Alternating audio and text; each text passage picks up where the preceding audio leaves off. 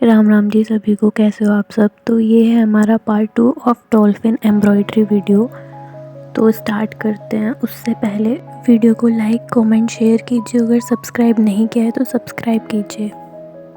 तो let's start the beautiful dolphin embroidery.